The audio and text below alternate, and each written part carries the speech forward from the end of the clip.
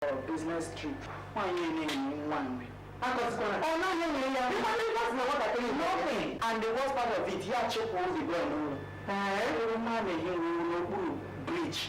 It's Oburu Bridge for the past 3 days now. Only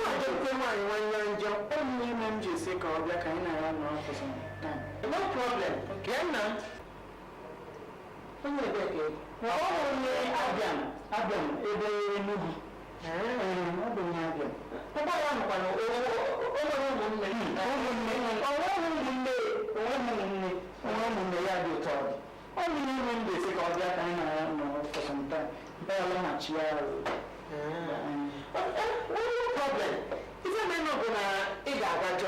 Okay. Gets through. Maybe I got again, no problem. Continue to only this thing. Okay, ma'am. I'm really hot. I'm able to my appointment with my designer. This is your papa. Let me know the way again and no for Okay, mom. Mom, you talk about my jeans and shirt too. No problem. You don't need to ask. You get it. Mommy, bye-bye. Yeah.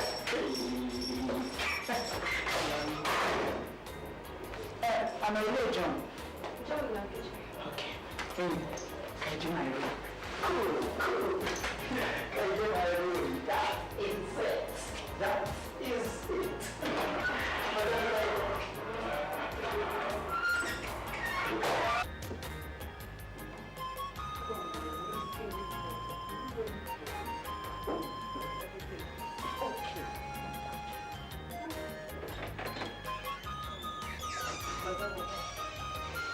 Yeah.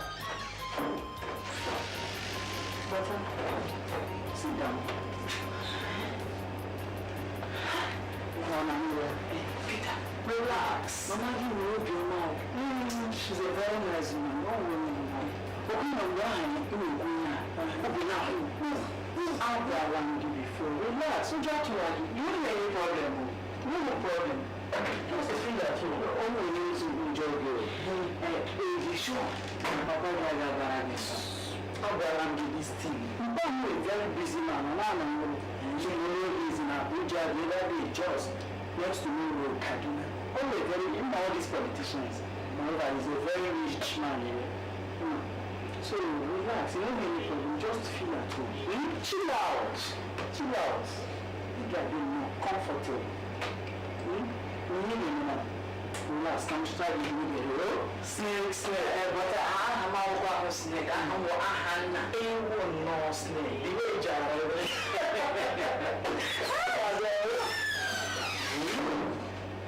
this boy is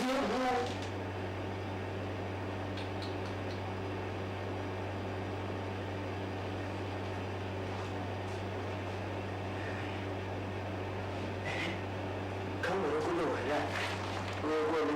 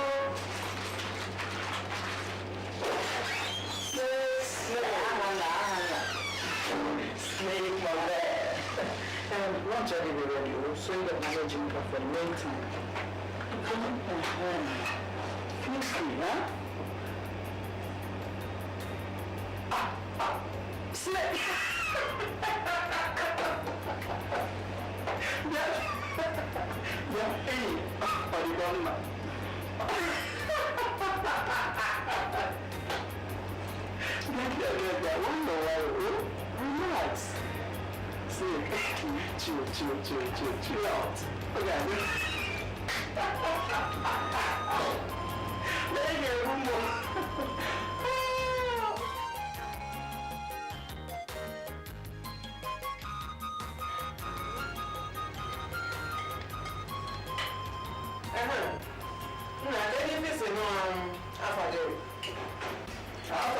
Snake. Gini. Agwọ. Gini. Agwọ. Ma gbaa nkịta afọ mbụ aha nna. Aha nna. Ka asịkwa m snake kwa.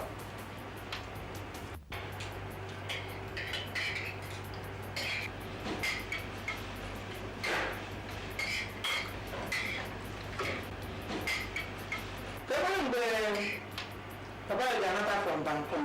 Papa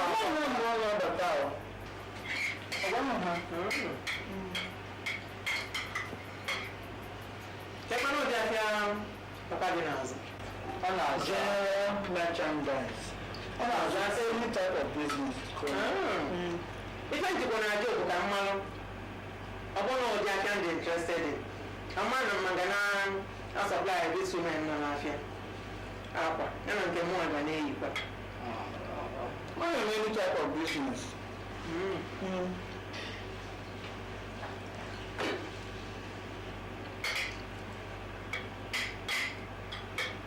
Aha nna o.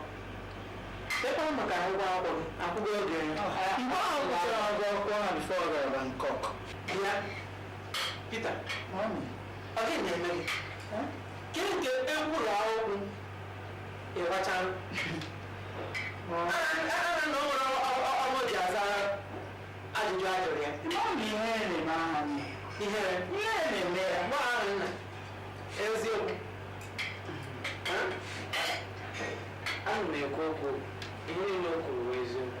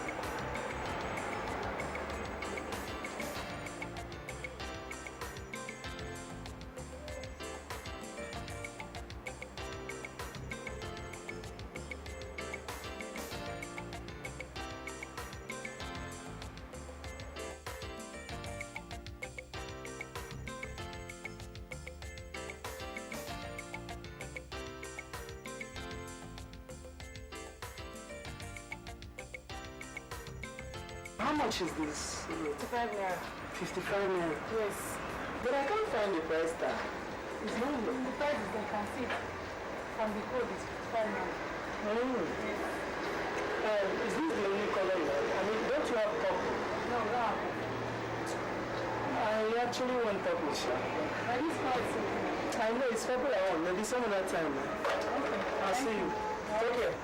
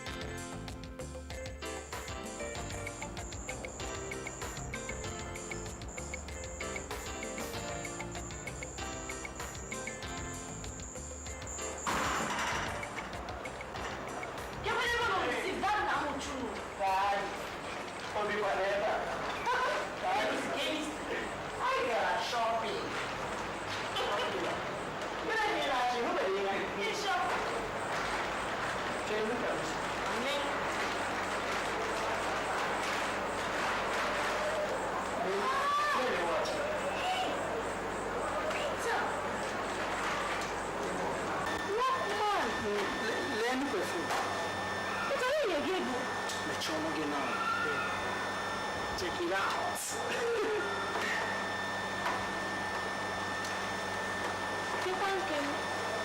Thank you. Hey, you're watching. You're watching, my sister. Okay.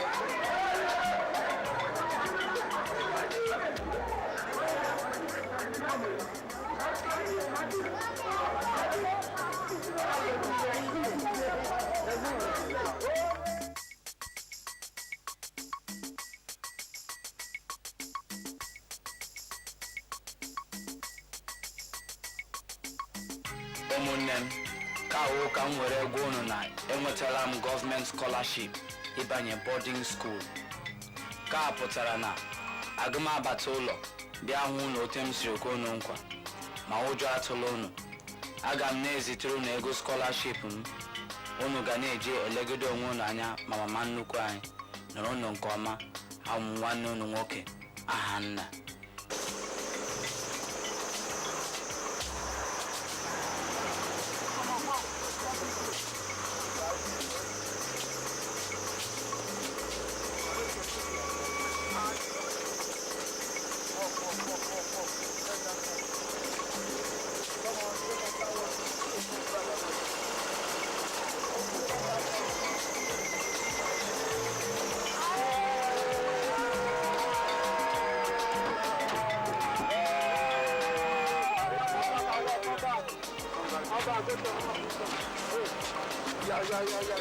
Yeah.